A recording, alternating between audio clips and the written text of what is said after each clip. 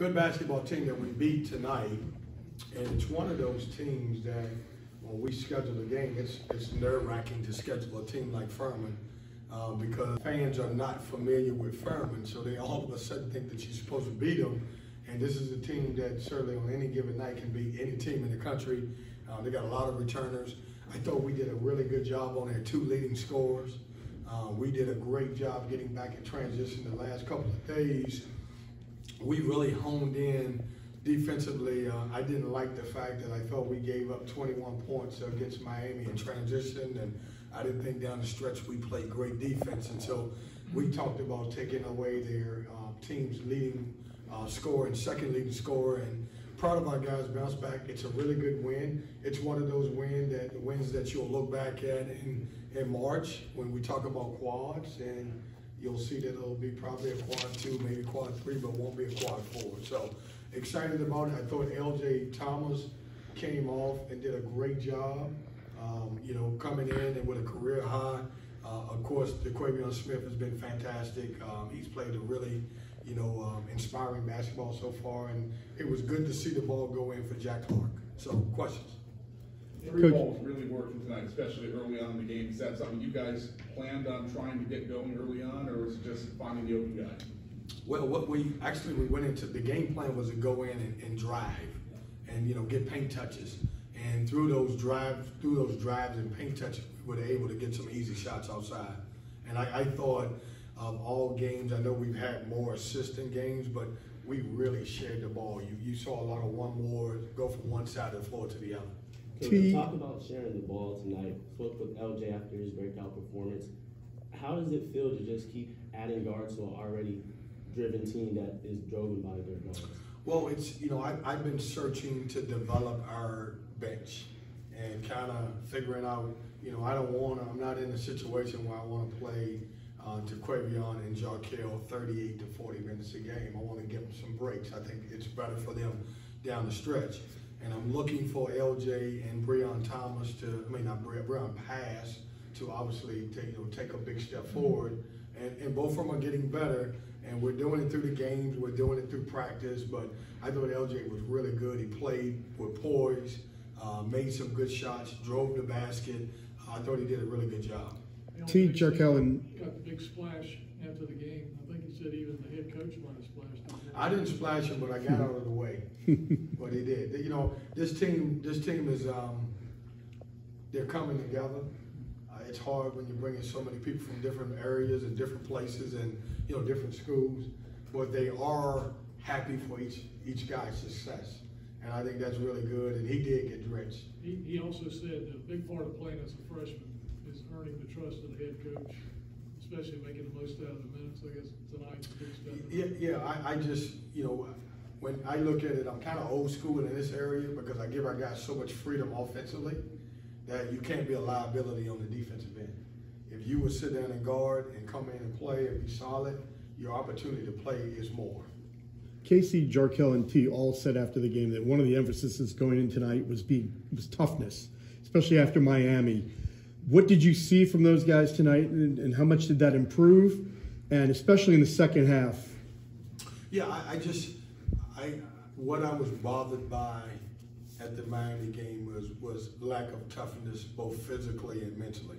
And not so much physically, I just thought we did some uncharacteristic things. We didn't guard the basketball. We had blow-bys. Our ball screen coverage wasn't good. And so, we looked at each other in the eye and said, we're going to get better. Typically, I would have, just watched film with 2 days to prep after taking a long trip. We actually watched film the next day, and then we got on the floor for an hour, and we just had a complete 1 hour of defensive practice. And then obviously yesterday we prepared for Furman. And from what you saw, how much of an improvement did it help? It helped. Guys were locked in, outside of, I thought we gave a couple back doors, but if you only give Furman 2 back doors, then you're winning the game. So I thought it was good. DJ talked about being selfless and that a lot of times when he had size mismatches in the paint, he would throw it out for the better opportunity. Is that kind of defining this team's identity of being selfless? Yeah, we're talking, and we always talk about good to great. If you got a good shot, but somebody's got a great shot, make sure that you pass the ball to those guys. And it's hard because everybody, obviously the kids today, they want to score. Social media is about scoring, but to get that, and these guys are, coming together and understanding, their role and playing their role and sharing the basketball, that's a promising thing. Can that help you in ACC play? Do you think that's an advantage? Yeah, I do. I think it is. The more we share, I think the better team we are. Can you just say a few words about adding Miranda to the team, what he'll be able to bring, and how quickly you'll assimilate him? Yeah, I am so excited to have him, first of all, and he's a talented young man coming in. I want everybody to remember he is a high school kid that's coming into a program that's already been going for a while, where we've taken a foreign trip, and I think we play, 12 games. But he's talented. He runs the floor. He can block shots. He's got a skill level that's really good. He's a legitimate, in my opinion, top 30 player in the country. I do not know when he's going to play. Hopefully by the end of the week, he's cleared from everything and he can get some practice time. I wouldn't say be prepared for him to play against Vanderbilt. I wouldn't say be prepared for him to play against our next game after that. I don't know, but we're going to try to ease him in.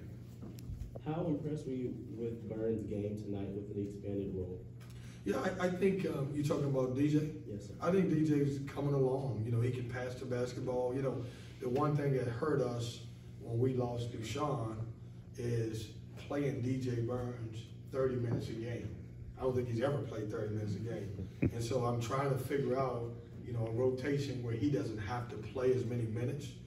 He's probably realistically right now, top should be 25 to 27, but not 30 to 31.